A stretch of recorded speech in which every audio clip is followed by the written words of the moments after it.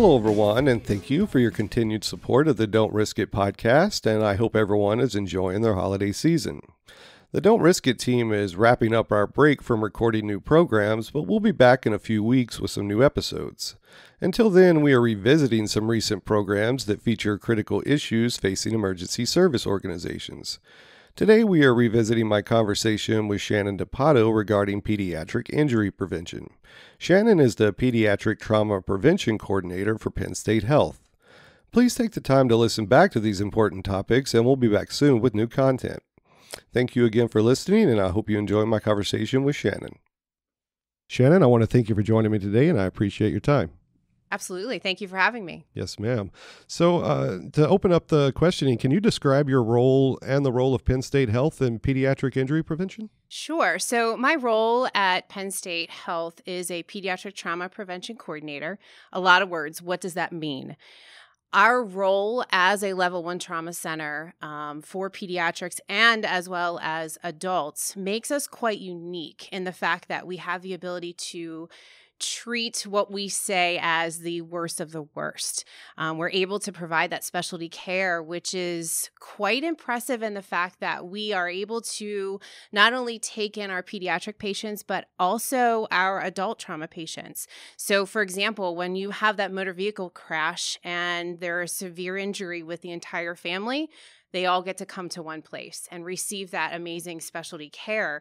And that definitely sets us apart. We are the only one level pediatric trauma center in the region or in the state when it comes to adult injuries and pediatric injuries. So my role as a level 1 trauma center for pediatrics is to educate families. You know, our goal is to keep the traumas out of the hospital. We don't want patients coming in. We're able to provide that care, but we want to be able to provide the education to lessen those injuries and lessen those traumas. And that's my job. So I am able to go out into the community and provide education and resources to families to keep families safe and to keep children from, having those injuries or sustaining the severity of those injuries. So what are the age ranges for pediatrics? I don't have kids, so some of our listeners might need a definitive answer on that. Sure. So like I said, what are the age ranges? Absolutely. So we're able to treat ages 0 to 17. That's the pediatric age group, quote unquote, if you will. Once that patient, even if they are 17, depending on the level of injury, adult trauma might step in. But typically we are 0 to 17. And once that kiddo reaches the age of 18, that adult trauma will see that patient. I'm glad I asked that because I wouldn't have assumed a 17-year-old. Most people don't know. Most people don't realize that age and the level of care then that can be provided. Because again, that's what makes us so special is the fact that we have that specialty care. We have that tiered approach that there are physicians that have the ability to see, patients with any kind of injury. So I'm guessing that a 4-year-old is going to have different injuries than a 17-year-old. So what injuries occur most often in these pediatric age groups? Great question. So our top 3, what we refer to as MOIs or mechanism of injuries, are falls. Falls are our number 1 injury across the board for both pediatric and adult. Obviously categorized in different manners. So it could be a fall from a playground. It could be a fall off a changing table. It could be a fall off a table. It could be fall down the stairs. They're categorized in different ways. But falls, number 1 injury that we see coming in as a trauma. And that, I think right there, that answer is super surprising to many people because you think of motor vehicle crashes. Now that's number 2. And so that is interesting. But then number 3, in my mind, is way more interesting. It's penetrating traumas. So in 2020, gunshot wounds took over motor vehicle crashes as the leading cause of injury and death to children. Mind-blowing. I mean, that to us has been catastrophic, obviously, but very interesting when we look at our data to show that penetrating traumas are our number 3 injuries or traumas coming into our medical facility. Amazing. It's just unbelievable. That's a sad statistic because we know where most of those injuries are most likely coming from. Absolutely. So what are some of the approaches to keeping kids safe, more on the civilian side, car safety, home safety, school safety, things like that? Honestly, the best thing to do or the best way to approach this is just what my role is, and that's education. There are so many ways that we can get the message out there, but it's a matter of people wrapping their heads around it and following it. It's one thing for us to give a family a piece of paper and say, follow these steps. But it's another thing to really present it in a way that families understand it, they get it, and they do it, and they follow it, right? And so that's where our role comes in as the educator. And it's interesting because we've had this conversation regarding educators versus practitioners. Practitioners, amazing. Nursing, doctors, fantastic ability to give education. But we have a way that we can present it to families to make them understand it and follow it and prevent those injuries from coming into the hospital. So that's kind of what makes our role very interesting. And days are never the same, which is very unique great situation, I'm sure. You spoke about education, so I want to kind of elaborate on that a little bit more. What should emergency service providers know about safety, for caring and transporting pediatric patients?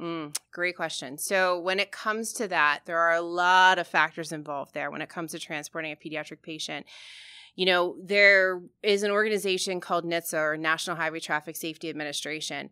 They pulled key experts to the table to say, how are we going to transport these patients? It's going to look way different than it will be when you're transporting an adult. Way different.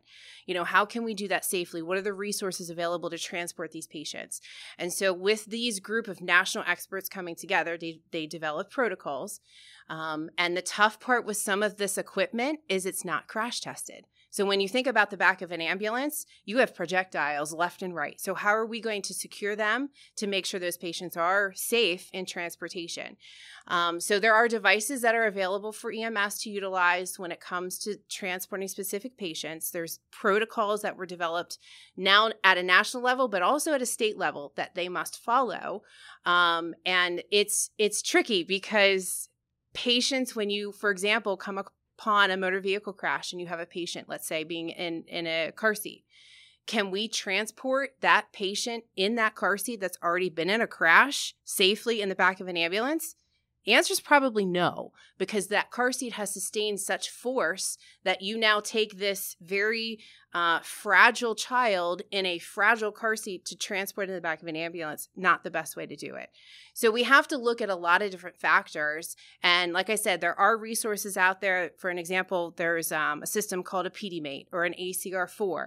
And those systems are designed to safely transport those patients as long as they're stable and can be transported in that manner, as opposed to being taken out of the car seat. Are they stable enough to do that? Are they stable enough to be in a litter?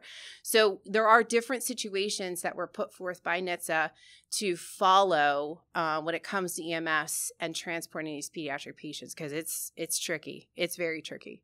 So to follow up on some of the, like the Pediatric that you mentioned, Sure. Does your organization go out and provide any training in how to properly use these things, or do y'all release any type of publications or resources? Absolutely, we do. So our EMS providers do have the ability to not only train our in-house tech or our in-house providers, but also outside of that and provide the education. Because again, that is the difficult part here is, not only does Penn State Health transport our pediatric patients, but we have other service providers that do the same and bring them to us that might not be Lifeline, for example. They might not do that.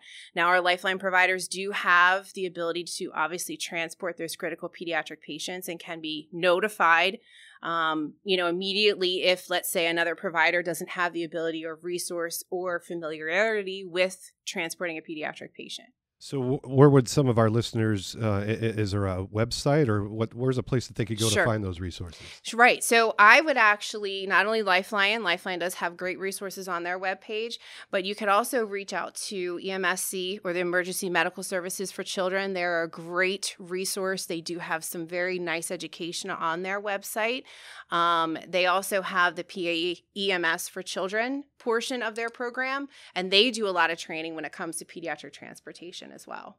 Okay. Is there any specific Penn State Health resources that you want to mention? Sure. Or So our pediatric injury prevention program does have a website. If you go to Penn State Health, you can filter through the other pages and come upon pediatric trauma, and then injury prevention is within that page. We do have some great resources. We offer a lot of community programming that's listed on that website, and a lot of educational resources outside of that we can share. We're in the process of updating it right now, but there is still some really great resources on that page. So Shannon, one final question. You're integrated into the Pennsylvania area. What about agencies that are outside of Pennsylvania? Do you know of any resources or anything similar that they could tap into? So when it comes to injury prevention, it is quite a niche. And it's something that's very specific. As a level 1 trauma center, we are required to have an injury prevention department or roles, if you will, fulfilled for that accreditation status.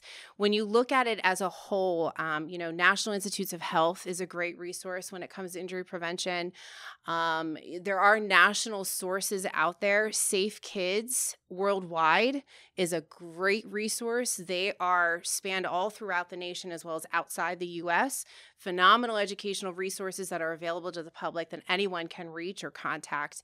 And that would actually, Safe Kids Worldwide would probably be the best because you can find local resources in your community through that website. So do they have an avenue? I know that some departments in Texas where I primarily work, that they'll do child seat to make sure that they're secured correctly. Mm-hmm. Absolutely. That's one of the functions I believe that site does. Yes. Safe Kids Worldwide would provide you with those that are in your community to check car seats.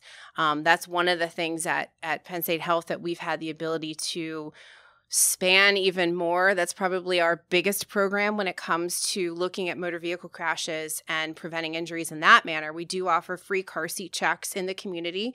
We have several different locations. We actually just received some funding, but a couple years ago, received some funding from Giant Foods that allows us to expand our reach even further and provide car seats to families that cannot afford them. They're referred to our program. And so we do set those weekly appointments as well that families can check. And if you're not local, we can find someone in your area that would be able to do that. Awesome. Well, Shannon, it was a pleasure having you on today. I really enjoyed talking to you, and it was a pleasure meeting you. Yes, thank you so much. I appreciate your time. And I want to thank you for listening to the program today and for your interest in VFIS safety resources. I want to thank our guest, Shannon DePatto, once again for her time and information. Please consider subscribing to our program to stay up to date on new content releases. Also, if you like what you've heard, please consider leaving a review below. For more information about the many resources available from VFIS, please visit VFIS.com. And to submit ideas for future discussions, please reach out by emailing VFISriskcontrol@VFIS.com. Thanks, everyone, and have a great day.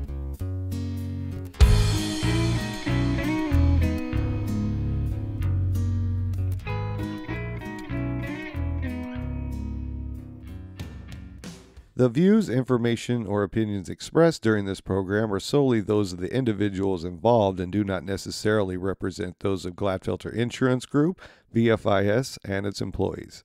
Additionally, all views, information, or opinions expressed are provided for informational purposes only and should not be construed as legal, medical, or other professional advice on any subject matter.